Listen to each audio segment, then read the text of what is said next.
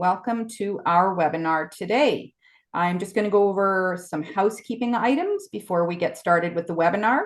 First and foremost, of course, my name is Sonia Winkleman. I'm the Senior Director of Net Zero Energy Housing at the Canadian Home Builders Association. And on the screen, you can see my 4 colleagues on the Net Zero team. So if you ever need to get a hold of us, feel free to reach out.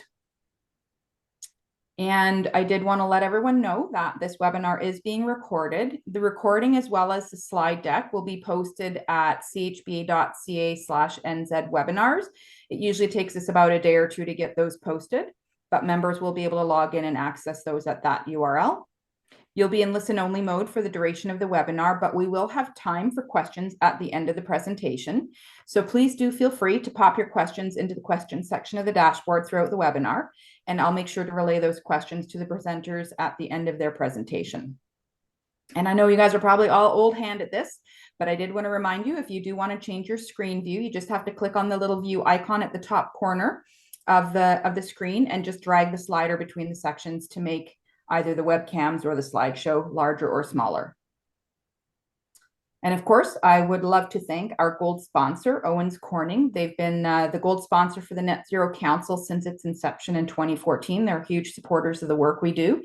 The council would not be able to do the work that we are currently undergoing without our sponsors. So we have our gold sponsor here, and then we also have our silver and bronze sponsors that we would also like to thank. And of course, I will also introduce the webinar, but I wanted to, before we do that, I have a couple of polls I'd like to bring up because we would like to know a little bit more about our audience. So I'm just going to first start with a location poll. So we just want to find out where people are tuning in from.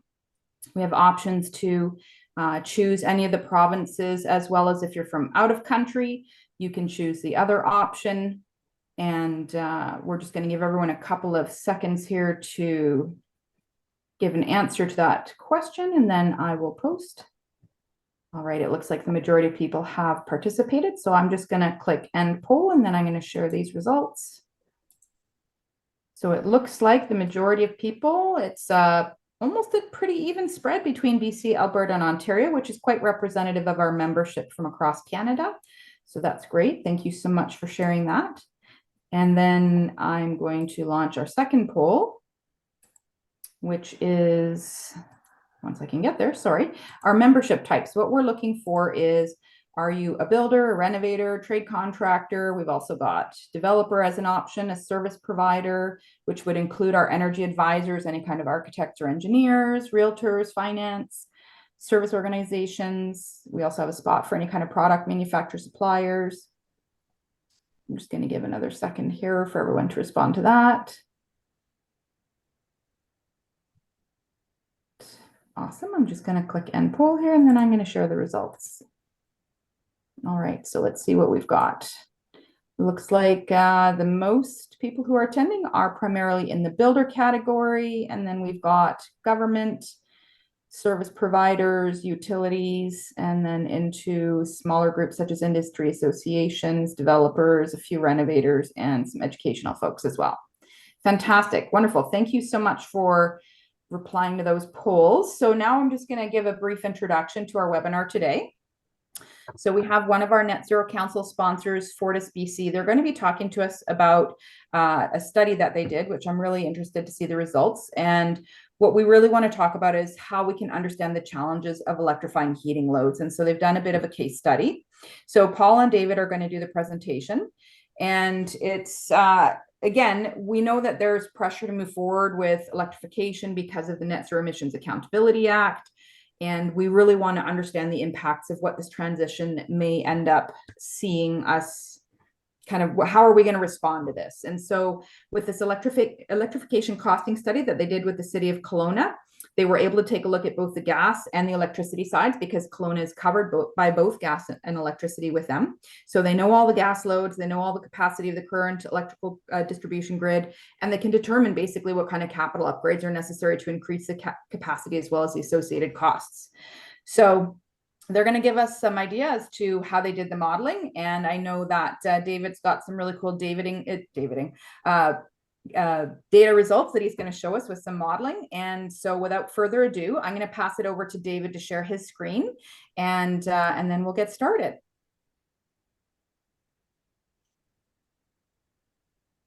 Right. Okay, over to you, Paul. We can't see your screen just yet, David. I don't know. Oh, is that right? Hang on. Yeah. A sec. How about now? There we go. There we go. Thanks so Okay. much. Okay. So just quick audio check again. You can hear me? Yep, all good. Okay, thanks. So yes, thank you very much, Sonia, and thanks to all the CHBA members for allowing us to join you today. So we've delivered a similar version of this presentation you're going to see today to the BC Ministry of Energy Mines and Low Carbon Innovation, to the Northwest Gas Association, Natural Resources Canada, Electricity Canada. So I hope you find it illuminating. A little bit of an introduction to myself.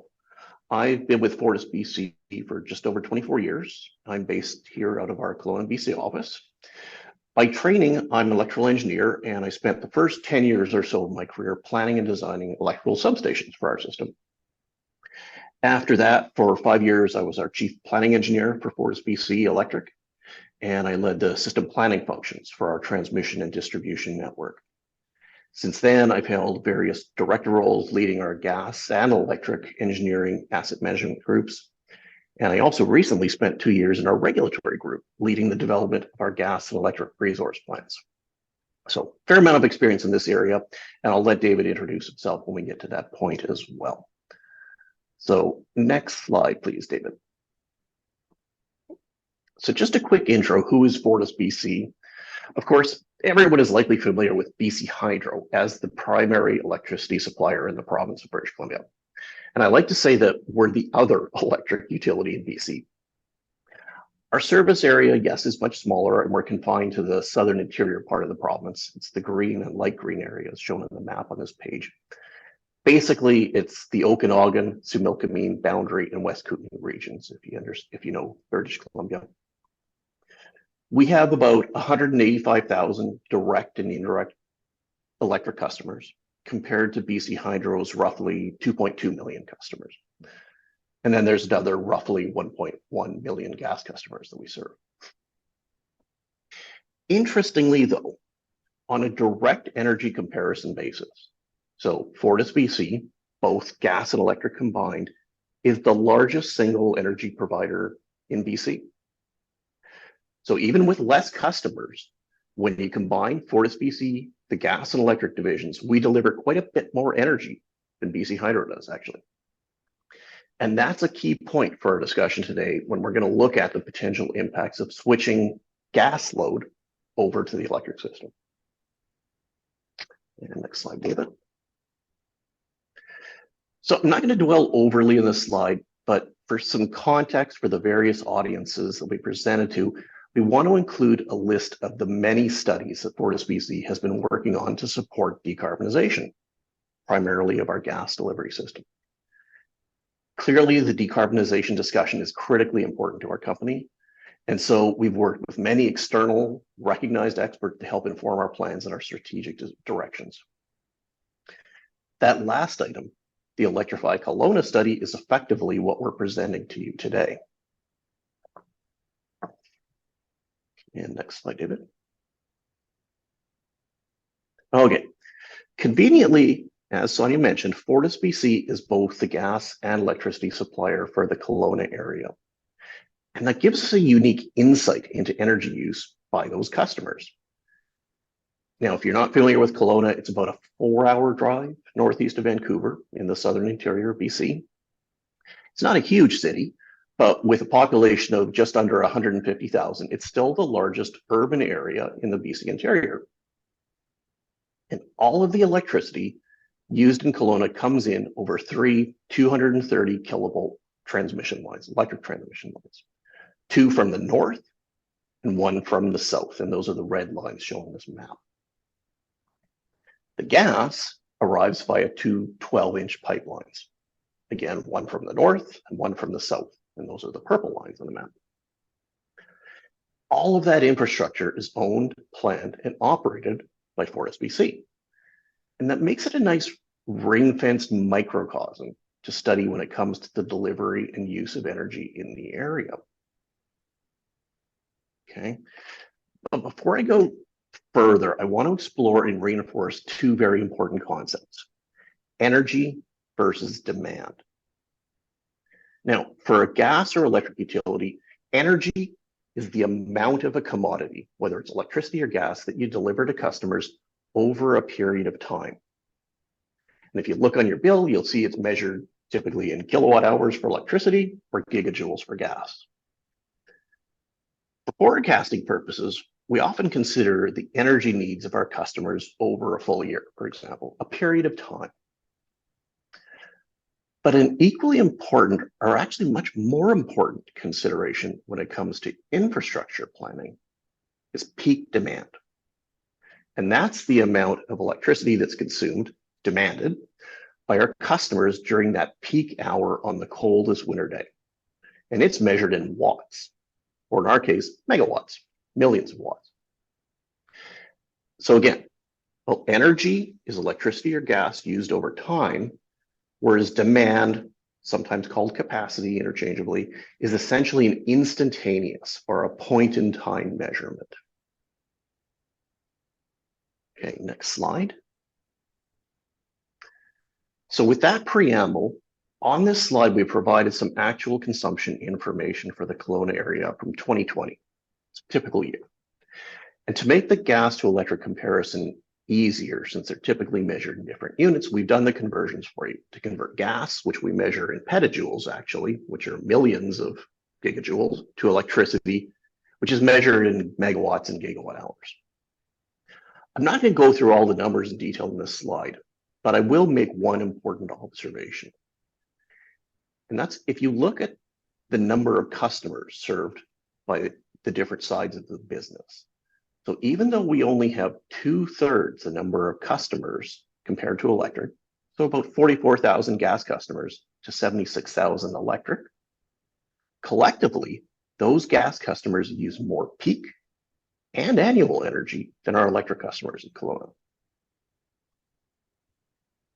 And in decarbonization discussions, a lot of time, the conversation tends to focus on annual energy use. So for example, can we replace the energy provided by conventional methane, natural gas, in any given year with electricity from greener sources, maybe wind or solar or hydro? But what's almost always forgotten or ignored in that conversation is the infrastructure needed to meet the utility's peak demand. In BC, and in fact for most of Canada, those electric system peaks occur during our temperature extremes. The summer, and more importantly, the winter, on those cold, dark winter evenings, almost always between about 5 and 6 p.m. And that's a much more challenging discussion, meeting those system peaks. And it's the focus of our presentation today. So with that context, I'm going to turn it over to David now, and I'll leave him to introduce himself, and then he's going to walk you through a tool that he's developed to help explore the implications of converting some or all of our gas load over to the electric system. And with that, over to you, David. All right, audio check. Can you hear me okay, Paul? Loud and clear, David. All right. Hi, my name is David Bailey. I am the Customer and Energy Forecasting Manager at Fortis. I also am a civil engineer by training. Spent a big chunk of the middle part of my career as a software developer, Microsoft certified software developer. So I've been doing models like this for a long time. This work stems from a process we use to set our annual gas contracting plan. Before I jump into the live model, I just want to run through a few things we're going to see here, just to explain and kind of set up how it works. And so what we're going to see is based on what I call a scatter plot. And so what you're looking at here is 3 years of data. So there are 3 times 365 dots on this page, over 1,000 dots there. It is the peak hourly gas consumption in Kelowna for a day plotted against the temperature from the Kelowna airport on that same day. So we call it a scatter plot. A couple things to notice on here. At the warmer end of the curve that's circled here, above about the dots flatten out. So that represents our hot water load, and it's not dependent on the outdoor temperature. However, when it gets colder than 15 degrees, these dots start to climb quite consistently, quite linearly up the page. So as it gets colder and colder and colder, the furnaces start taking over, and that's the demand we see. Now, over time, the dots on the page could shift up or down. So for example, if we're going to be looking out 20 years in today's example, out to 2040, these dots would shift up the page as customers move into Kelowna. So at any given temperature, with more people living there, the peak gas usage is going to be a little bit higher. They could also shift down the page if residents that live in Kelowna renovate their homes, add insulation, change out doors and windows, etc., so that at any given temperature, the customers in Kelowna use collectively less gas. Now, one thing to note is that this peak point here, this far left gold dot, was the coldest dot recorded in the 3 years represented on screen here. But we wouldn't design any of our energy systems for an event that happened every 3 years. It might be that you had 3 particularly warm years. And so what we do is we define a design temperature, and that's a temperature that happens once every 25 years. And then what we do is we fit this line through the dots and then stretch it out until it hits that design temperature. Now, interestingly enough, the design temperature for Kelowna is minus 26 degrees, and it hadn't happened since 1990. And when we started, presenting this work, it was still a long way in the rearview mirror. And then, conveniently or not, on December 22nd of 2022, last Christmas, Kelowna Airport recorded a minus 26.2. So these temperatures do occur, and this is what we design for. So the gas system and the electric system are designed so that they can accommodate these cold temperatures. Now, the cool thing about this whole Kelowna piece, as Paul mentioned, is that we deliver both gas and electricity. And so we can add the blue dots, which is the electric system, and overlay the two of them. So it's pretty clear to see that, first of all, they both have this kind of minimum at 15 degrees, but on the electric grid, on the right-hand side, we show air conditioning load. So it goes up, whereas gas remains quite flat. Again, once it gets colder than 15 degrees, the blue dots start to go up as baseboard heating and other electric heating sources come on. But as we can see, when we get out to these colder temperatures, the gap is quite large. Most of the energy comes from the gas system. So critical to this analysis, of course, are heat pumps. That's, the new technology that's hopefully going to have an impact and lessen the burden of converting between the two energy systems. We did a field study, Fortis contracted a field study in November of 2020, where a consultant looked at about 25 homes in the Fortis service territory where heat pumps had been installed. And they recorded and grouped those heat pumps into 3 categories. And you'll see those in the model today as I turn those on and turn off baseboard heating. We had some feedback that in the future, because we're looking out to 2040, heat pump technology will obviously improve. So the model also includes some hypothetical heat pumps that don't exist today, but that likely will be available by the time we hit 2040. Just to point out as well that quite often heat pumps are mentioned, in terms of the annual energy saving or the seasonal energy saving. But really, when we're looking at peak capacity, it's important to note that the coefficient of performance, the efficiency of the heat pump, changes with temperature. So when we get to those really cold days that maybe only happen once or twice a year, the heat pumps may or may not work. And as it turns out, in the case of the field study we did, none of the heat pumps installed right now in our customers' homes were able to continue operating at minus 26 degrees. So with that, I'll just introduce, we call this web software technology a slider tool. So I developed a bit of an interactive application here that lets us examine both those scatter plots and then slide those up and down and then apply different levers to them to see what happens as we electrify Kelowna. So with that, I will hopefully jump into the demo here. Just confirm, Paul, you can see that. Yep, it's there, David. Good, thank you. So this is the application. This chart on screen here should look familiar from the slide deck that I just showed you. This is the gas system. These gold dots are the same ones that I just showed. If I turn on the electric grid as well, again, this is taken right out of that slide deck, so it's the same thing. And then if we fit a line through the middle of these dots and stretch it out to these design temperatures, which are shown as these red dashed lines, again, this is the -26 I was referring to. If I turn that on, we can see the lines stretch out, and that's what we're trying to deliver. Now, as I also said in the preamble there, right now at the bottom here, it says 2020. We're going to look out 20 years into the future, so we're looking at 2040. So there's a slider here, which is where this application gets its name because it's full of these little sliders. I can click on the 20 here, and you'll see the dots move up the page as we now add customers to Kelowna. So that's what we assume will look like in 2040, and this is based on growth rates that we've recorded in the last 10 years. One thing that Paul will be discussing is that in the Kelowna area, there is a capacity constraint. Right now, the grid in Kelowna can support a peak of 550 megawatts. So I'm just going to put a line at 550 here. And so this line at 550 megawatts is what the Kelowna grid can support today. And the objective of this whole presentation today is going to be to convert these gold dots, the gas dots, into electricity. So we're going to convert from one to the other. As that happens, the gold dots are going to come down the page, the blue dots are going to go up. But what we want to do is keep this peak right here, this 485. We want to keep this below this red dashed line. If we cross this line, we hit significant infrastructure requirements. Paul will talk about these a little later, but suffice to say, it's measured in the billions of dollars. So the goal here is to really keep this peak underneath this line while we convert this energy. And what we'll be looking at today is ways we can do that, and different strategies and technologies and whatever that we can apply. So one other thing, or the next tab here, is electrification. This is the heart of the application. This is where we convert gold dots into blue to see what happens. So for example, if this is percentages, so as I click these different percentages, we'll convert a percentage of the gas into electricity. So here goes at 10%.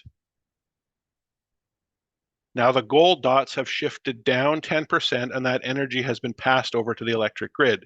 In this default base case, we assume that the furnace load, represented by the gold dots, is converted to baseboard heat in the blue dots. We'll look at heat pumps here in a second, but for now, for the base case, it assumes baseboard heat. We can see right away, at 10% of the furnace load converted, we've already exceeded this threshold. That's at 10%.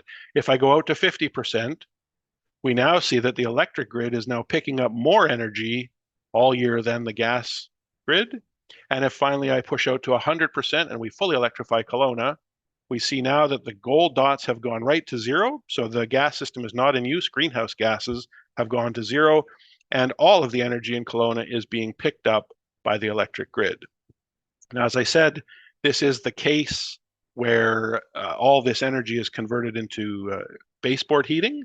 And of course, as I said, we know that's not likely to happen, that the heat pump technology is brand new and popular and more efficient than gas furnaces and baseboard heat. So on the heat pump tab here, as I mentioned, we did a study, or a consultant did a study for us. This is a field study, so this is not laboratory measurements. This is exactly what's been installed. The consultant grouped the heat pump customers into three broad categories, starting with the low ones, which are kind of the mini splits. The coefficient of performance in brackets here is at 0 degrees Celsius. When I click any of these, they will affect the dots up until the coefficient of performance hits 100%. So what we'll see is these blue dots ought to bend down the page. And what we want to see happen is as we apply and swap out baseboard heaters for heat pumps, we want to see this curve and these dots come down. And the hope is that this 1400 megawatt peak out here will come down closer to this red line. So if we start with the simple ones, you have to watch quite carefully because the line does bend down. It stops at 0 degrees, but it doesn't bend down very much. And from our perspective, the peak that we have to provide is not impacted. From the customer's perspective, the more this line bends down, the more energy they save. But from our perspective, the peak is not impacted. If I switch over to the ducted systems, where the coefficient of performance is quite a bit better, we see a much bigger impact now. These dots have bent down quite a bit, representing savings to the customer. However, on those coldest winter days of that 25-year return period, like last December, we would still be on the hook for 1,400 megawatts. If I go to the very best heat pumps installed today at 350%, again, the line bends down quite a bit, but again, they switch over to baseboard heat mode at about minus 18 degrees, and our peak is unaffected.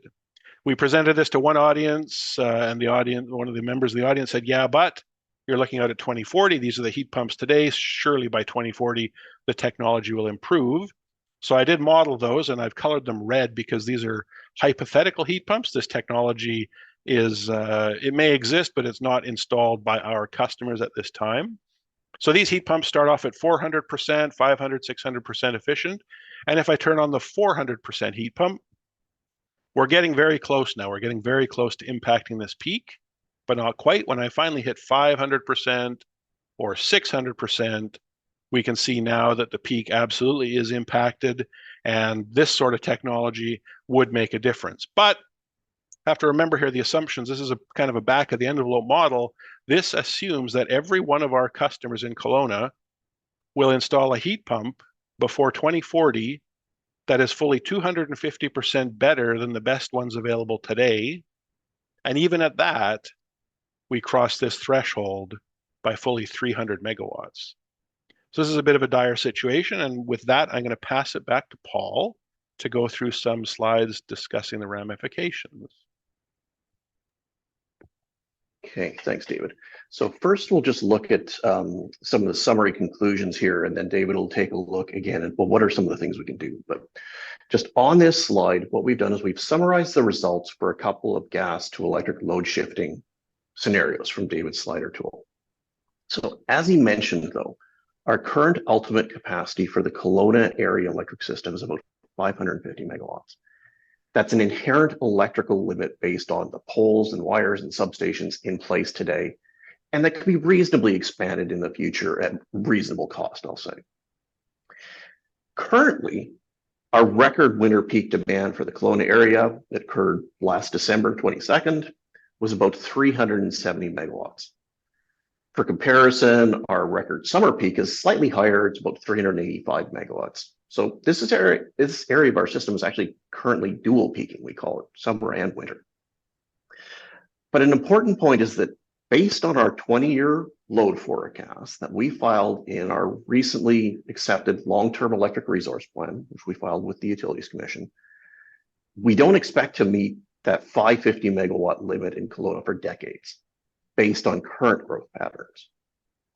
However, if there's a massive shift from the gas energy delivery over to the electric system, then we're in uncharted territory. And if we look at the demand or capacity gap between where our load is today, again, about 370 megawatts, and what it would take to get to even 75% electrification, that capacity gap is almost the size of the BC Hydro Site C facility, dedicated just to Kelowna. And of course, that's just the generation side of the equation. Next slide, David. So effectively, there's no electric generation facilities in the Okanagan. All of the power that's used in that area comes into the area actually over BC Hydro's 500 kV and their 230 kV transmission system. And then it's delivered by FortisBC to our customers. And for some historical context on this slide, I've listed some of the major transmission projects we've constructed in the Okanagan over recent years to get us the capacity that we have today. And it's about $150 million in as-spent dollars over the last 30 years or so. Once we exceed that 550 megawatt limit, those three 230 kV lines I referred to earlier and the substations downstream that they supply will no longer be sufficient. And to meet that increased demand, we'd require either a new large generation resource that's firm and dependable, so basically not solar or wind, located right in Kelowna. Or we'd need to build very significant and costly new infrastructure. And likely that would mean new 500 kV interconnections from BC Hydro's bulk electric system directly into the Kelowna area. And I've shown an example of that transmission infrastructure on the right hand of the slide here. Next slide, David. Beyond that, new lines, feeders, substations within the city itself will also be required. And we provided a list of some of those expected projects here.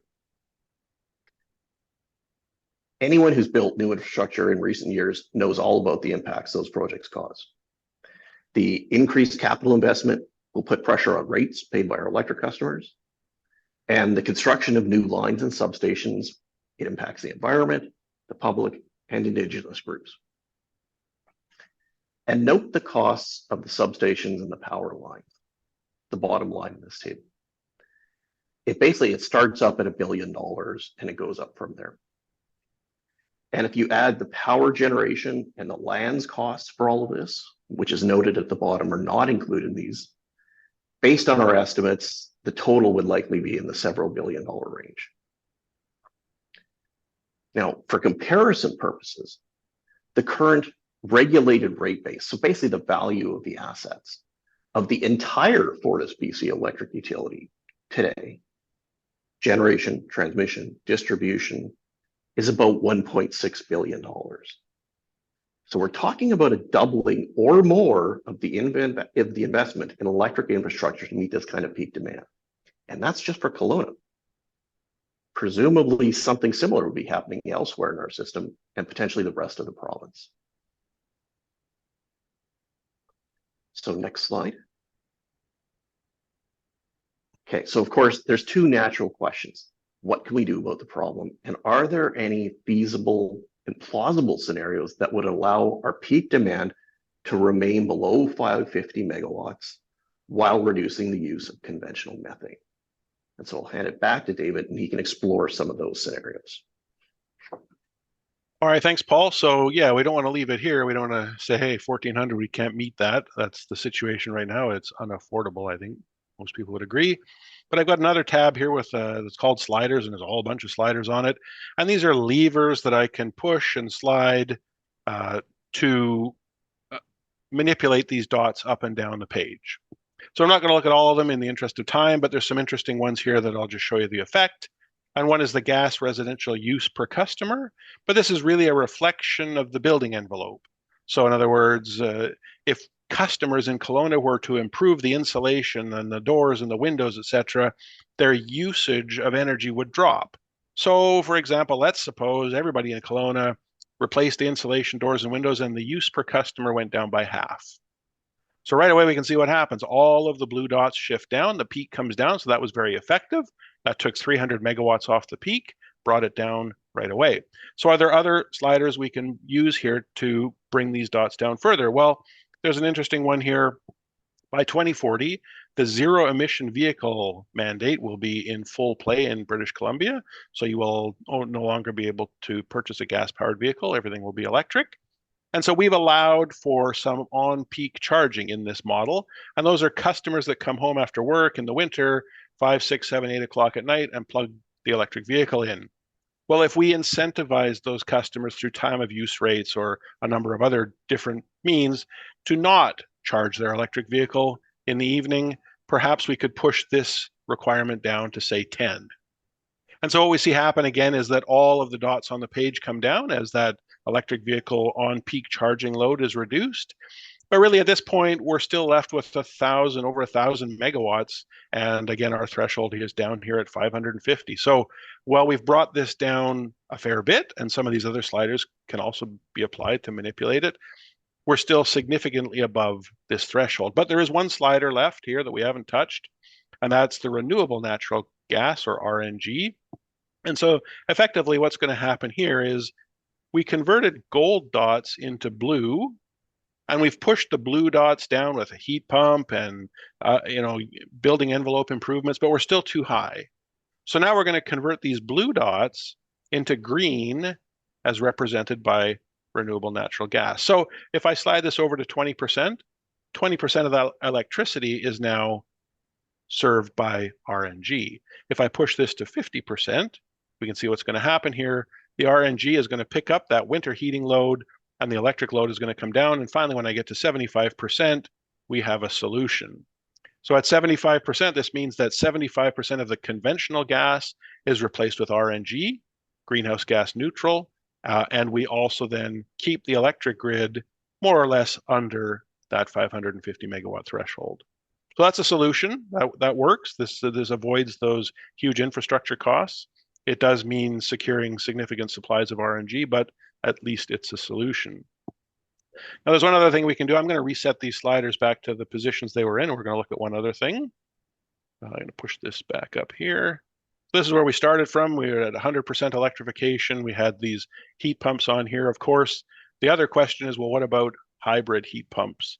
So back on the heat pump tab here, there was a checkbox that says hybrid heat pumps. And when I turn this on, the lines start to get pretty complicated. So what's going to happen here is the line will remain, but the dots are going to get turned off. So don't be alarmed when I do this, but there it is. It's the same line, just a little bit cleaner. Now, the hybrid heat pumps have this idea of a cutover temperature from when they stop operating as an air source heat pump and when a small gas furnace built into the heat pump kicks in. And so if I was to take this cutover temperature and set it to, say, -1 degree Celsius, we can see right away what happens. The heating load from 15 degrees up to 0 degrees or -1 degree here is picked up by the electric heat pump. At that point, the heat pump shuts down and the gas furnace in the heat pump kicks in. And for the rest of the winter, then that cold weather is serviced by gas. Now, in this case here, we've already exceeded the line by a little bit. So I would have to push this cutover temperature a little bit warmer. And if I get to 2 degrees, we can see what happens. It's sliding down this line. So we can adjust that set point to keep us under this threshold. Now, for me, the really cool thing about this is that this slider for this cutover temperature then works with these other ones. So if we're thinking 20 years out, we can't really predict with much certainty how all of these levers are going to play out. But by using the hybrid heat pumps and some of these other sliders, we can examine combinations of things that might work. So, for example, we might think it's unreasonable for everybody in Kelowna to improve their building envelope efficiency by 100%. That would be quite a tall task. But what if they brought it down a little bit? And what if we assume that, there were some people that needed to charge their vehicle regardless of the time of use rate? So maybe we just brought that down a little bit. We weren't quite so drastic as we were before. And we can see what's happened here now by combining these levers.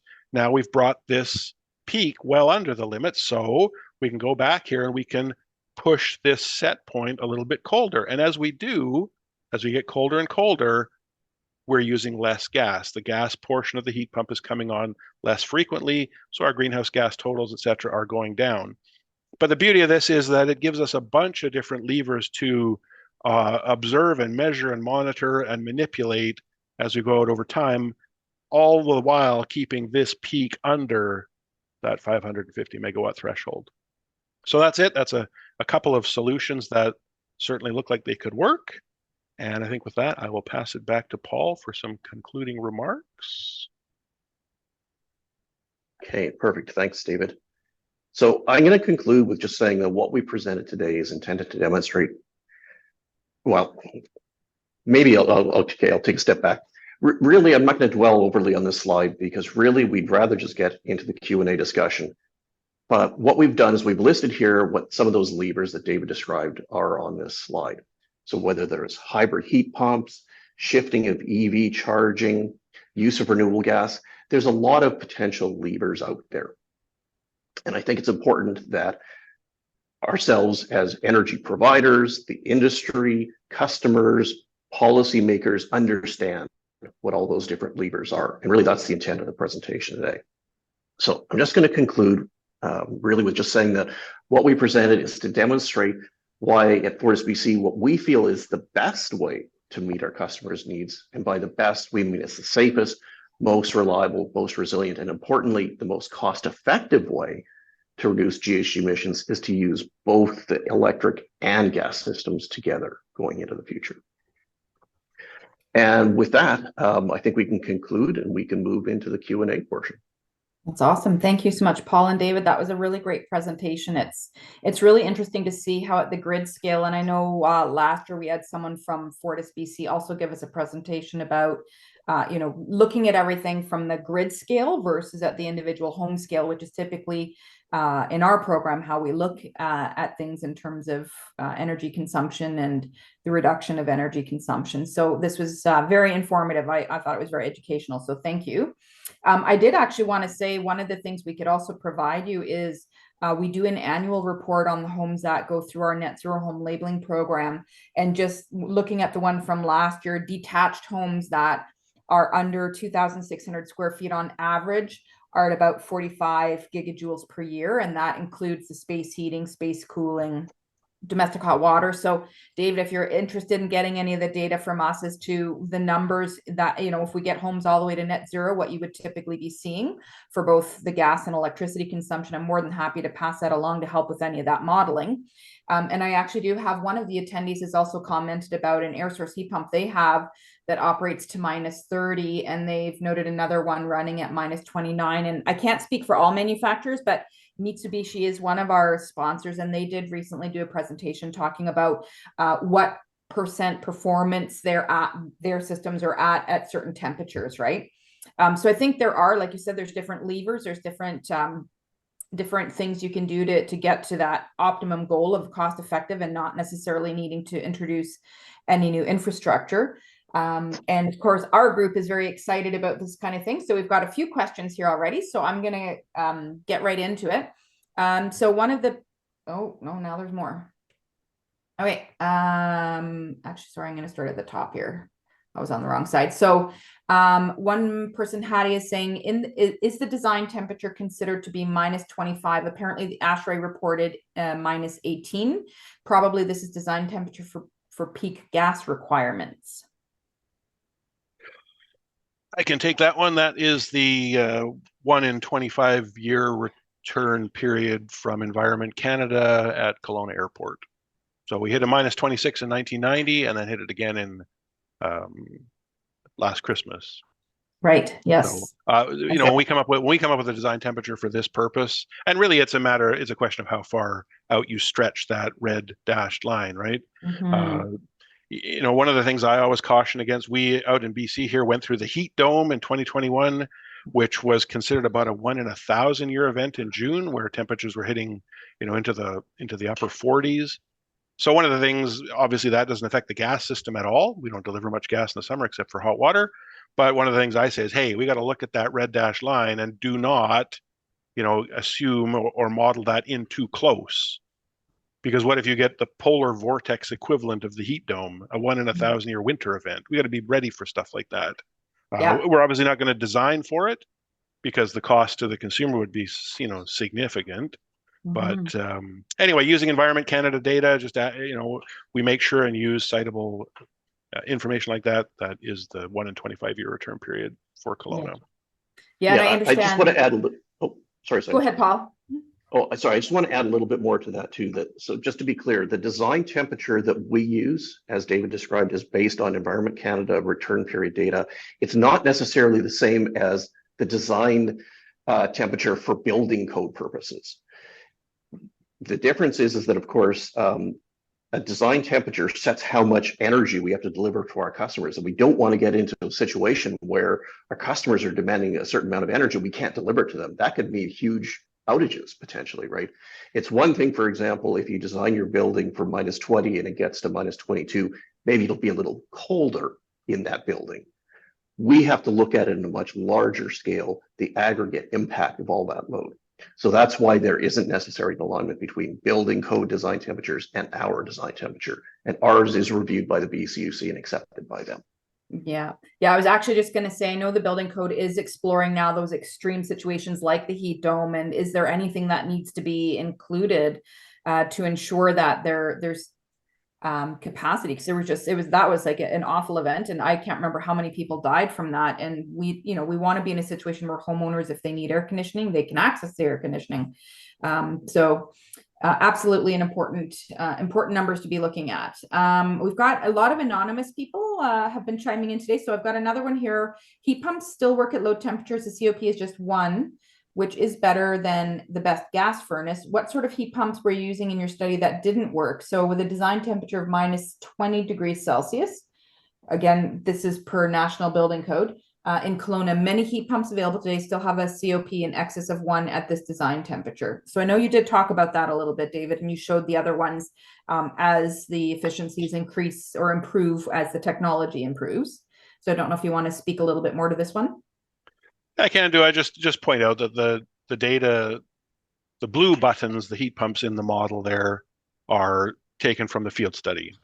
So they're not laboratory results or anything like that. It's heat pumps that our customers have installed, and they covered them with sensors for the year and recorded their performance. But that, again, is why we put the red buttons in, because those are heat pumps that likely will exist, but that our customers have not installed yet.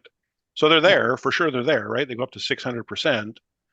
But you can see, it's 600% efficient doesn't mean it's zero. And that's the kind of the issue here. It's still a large amount of energy, and it's still, even with at the 600% level, still leaves us, fully 300 megawatts above the 550 megawatt threshold.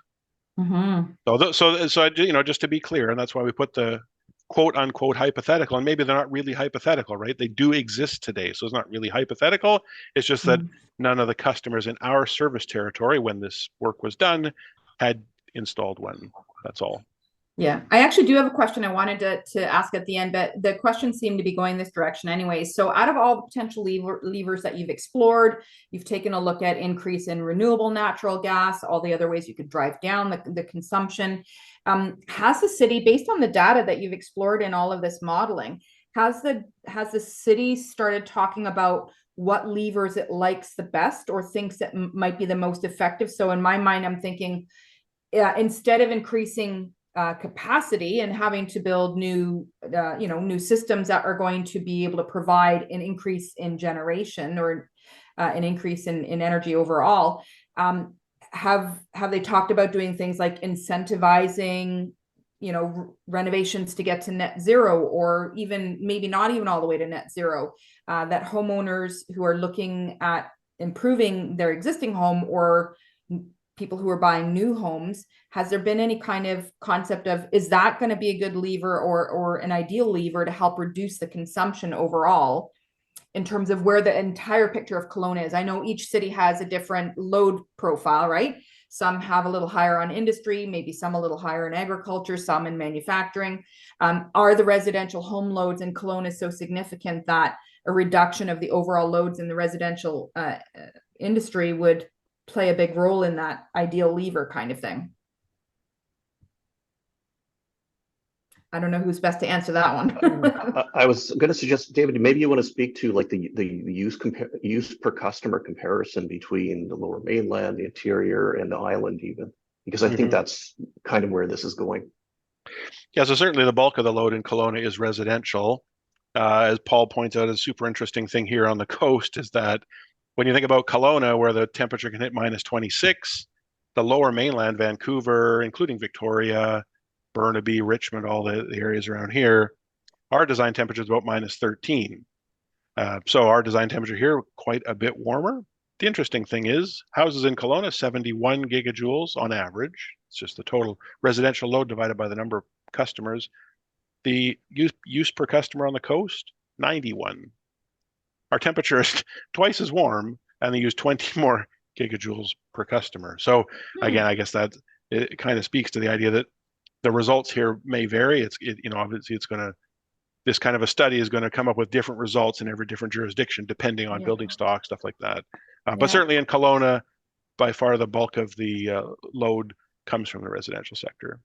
Okay. I think the idea there is that like there's already a certain amount of embedded energy efficiency, obviously compared to the Lower Mainland in the interior. Whether that's due to newer housing stock, different applications of building codes, you name it. There's a lot of things that are affecting that.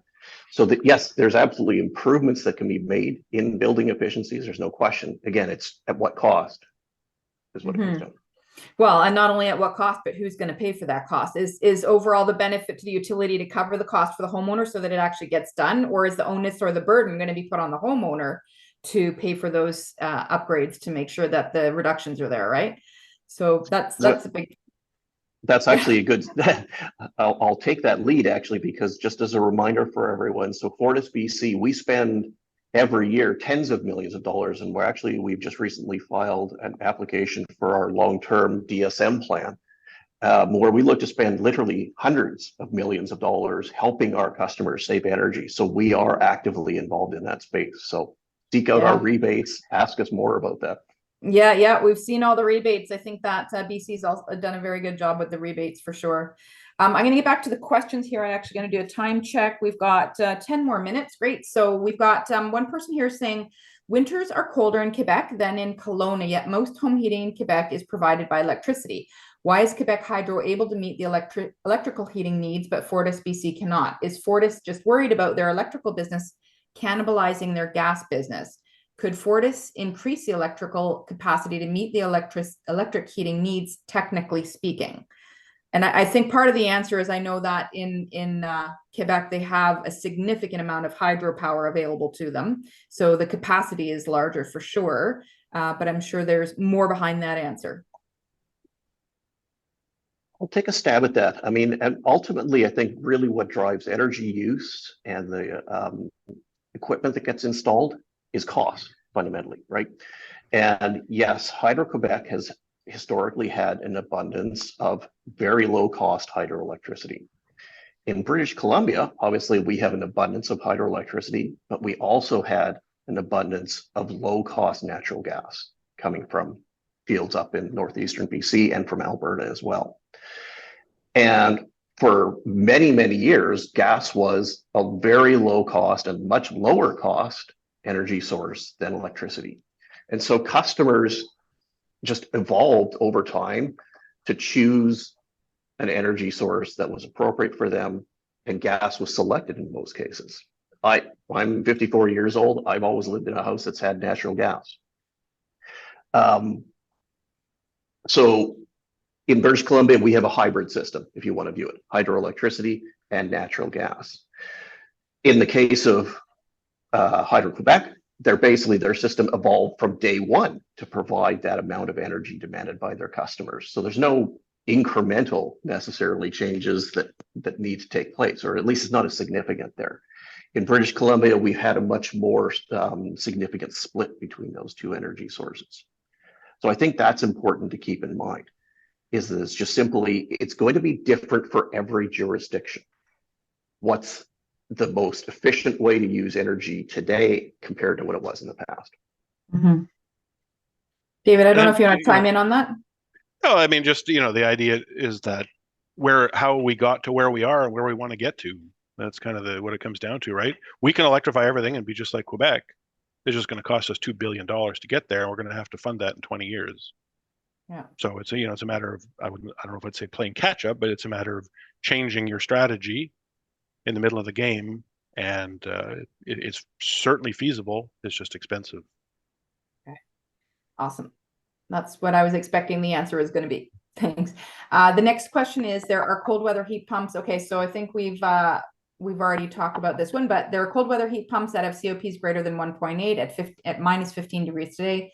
Have you considered redoing the study using more appropriate heat pump technology? So you already showed us the varying ones. So I'm trying to see it. This question came in at 1:57. So I think perhaps you talked about those various other heat pumps after that question came in. So I'm going to move along to the next one. The building code is changing such that heating loads will decrease the envelope improvements, and heat pumps are also improving, as you noted. Have you considered upgrading your study to reflect these trends? Again, I think you covered all of that in your presentation. Yeah, the next question again, what if heat demand was reduced by 50% through super efficient new construction and deep energy retrofits? We covered that as well. Why did your design temp change to minus 25 from minus 17 previously? And again, the question is on National Building Code. So I guess all the builders on the call here are thinking on the National Building Code amounts. So we addressed that already as well, unless I don't know if you have anything further to add on that. No, I think it's just the idea of that every different model, every different scenario has a different definition and different requirement for the design temperature. Mm-hmm. As Paul pointed out, we don't have any flexibility in ours. We have to provide energy at that temperature. If you're designing a house and you design it to minus 17 and it hits minus 26, well, there's some thermal carryover in the house, and you know, you can ride it out, but the electric grid can't. It just, like Texas, or it just crashes. There's no Yeah. resiliency there. So, you know, it just depends where you are in terms of that risk profile. And we're the energy provider of last resort here. We have to be able to meet those requirements. So Mhm. our requirements are more stringent than the building code. Yeah. Okay, I'm going to try and scan through these and see ones that we haven't covered yet. I think I found one here. What is the theoretical maximum capacity to produce renewable natural gas in BC? How does that compare to the current annual consumption of conventional gas? Yeah, that's a good question, definitely. So currently, to give you an idea, our annual energy load is somewhere around 200 petajoules of natural gas for our gas division.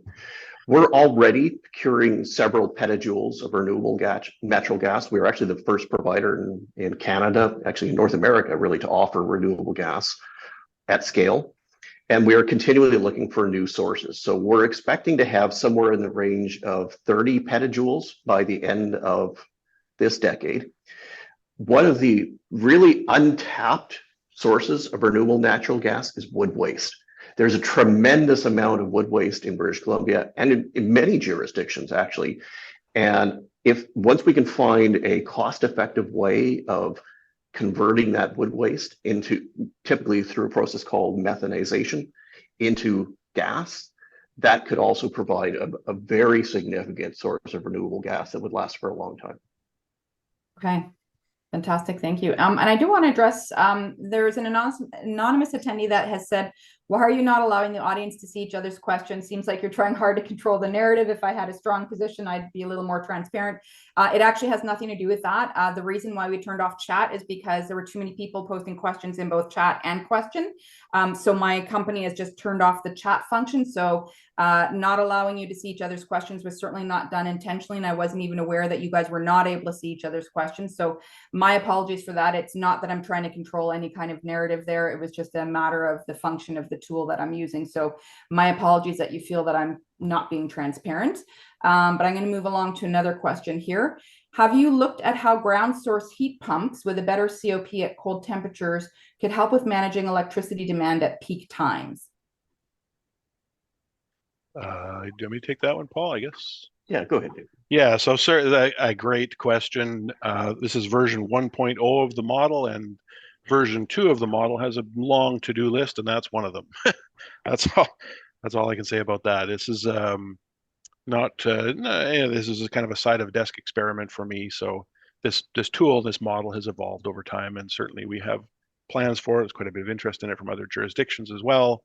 And so ground source heat pumps absolutely is a great question. Great, yeah. I think I just point out again, let you know, David's model, basically it works in aggregate. So it's assuming that every customer does the same thing. And of course, there's the practical implications of, can every customer in Kelowna even install a ground source heat pump, right? Many customers live in multiple family dwellings and so on. It's probably not feasible that every single customer could even use ground source heat pump. There's going to be a mix in the end.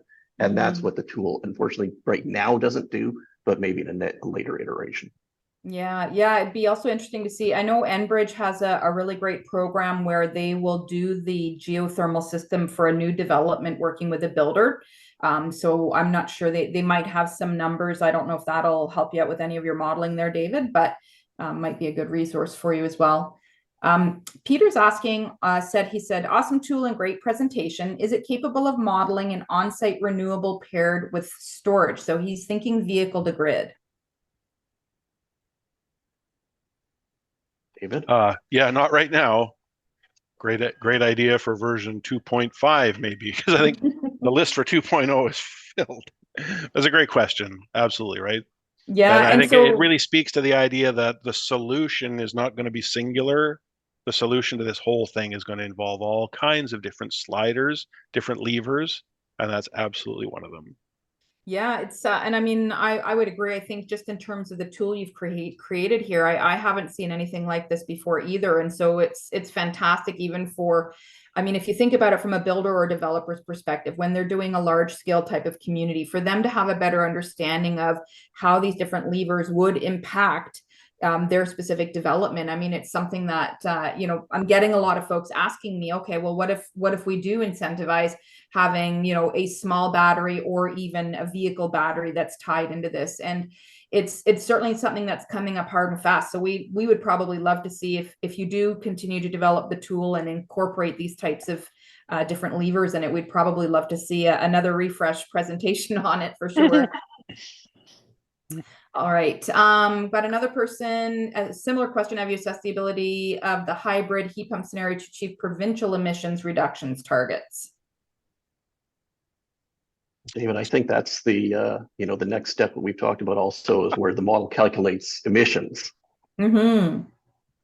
Okay. There's been requests for an aggregate emission total as we move the levers to see how the emissions are affected, as well as an affordability measurement as well. So those are two Great. popular requests from audiences, is like, I'd love to be able to then optimize it either for affordability or for greenhouse gases. So that's that's high up on the next rewrite, but again, a popular topic for sure, just not in there right now. Oh, that's great. Okay. So someone's asking, so electric heating is more efficient than gas heating at present? Question.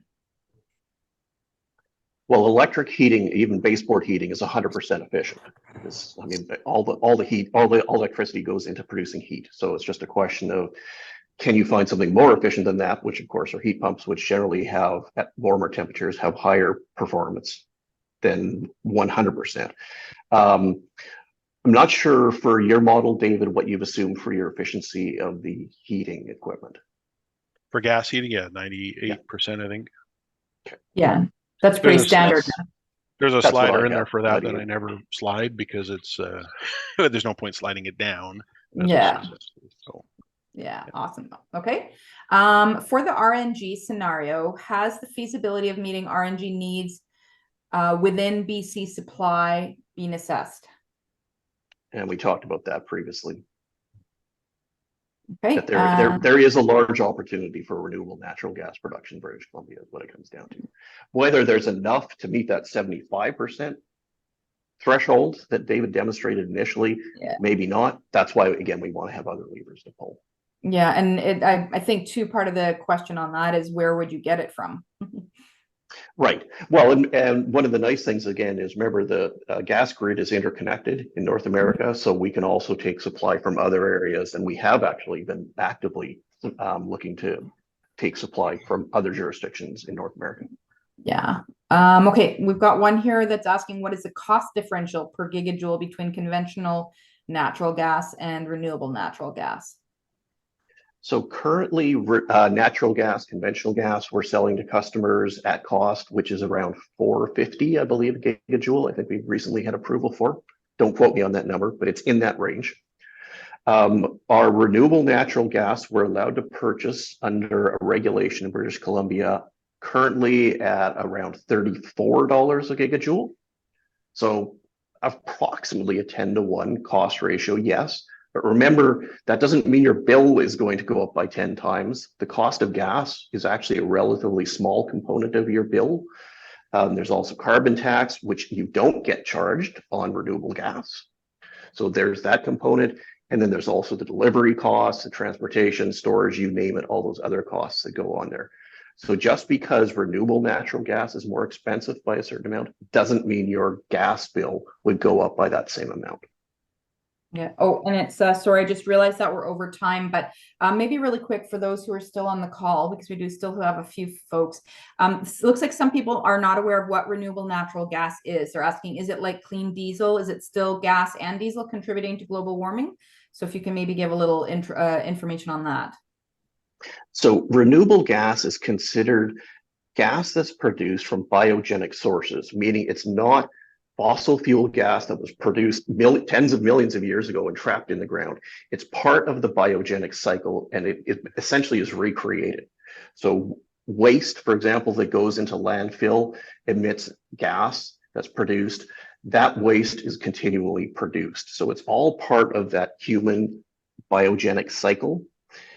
Because of the fact that it can be recreated and it gets reabsorbed by by the biosystem, by trees and so on, it's considered part of a closed loop. And so in the net, it's not considered emitting, unlike conventional methane, which is considered emitting for GHGs. Yeah. Okay, perfect. I know that there's a bunch, like I've actually got a ton of questions here. I don't remember the last time where I've had this many questions. So I think we're going to wrap it up. We do have a lot of folks who have submitted questions anonymously, so it's going to be difficult for us to get back to them. But for those people who did submit questions with using their name, we might be able to get back to you through the presenters afterwards. And we do have some people saying totally informative webinar, and I think someone has suggested that we should have the chat on. I will bring that back to my company and ask them to turn that back on for our next webinar. But that's probably all we're going to be able to do today. So again, Paul and David, thank you so much for a really informative webinar. I think it's great to see that the utilities are taking a look at what the different ways are that we can reduce the consumption and of course stay within the current infrastructure capacity, so that we're not spending more money on developing that. But as you could see from the questions between geothermal and vehicle to grid, and David, like you said, you've had all kinds of other suggestions as well, that there's other things that can still be explored. And as always, I'd like to share our information on what net zero homes do in terms of the water consumption or the water demands, and the loads on all of those types of different kinds of, well, between the occupant loads, space heating, space cooling, and all that. We're more than happy to share that to help with your modeling. But we will make the presentation and the recording available to members. So those will be available at chba.ca/NZ webinars. And thanks again. And we look forward to more future presentations from your team to see how the ongoing modeling challenges go. All right. Thank you very much. Thank you very much. Appreciate your Have attention. a wonderful day. Thanks. Bye-bye. Cheers all.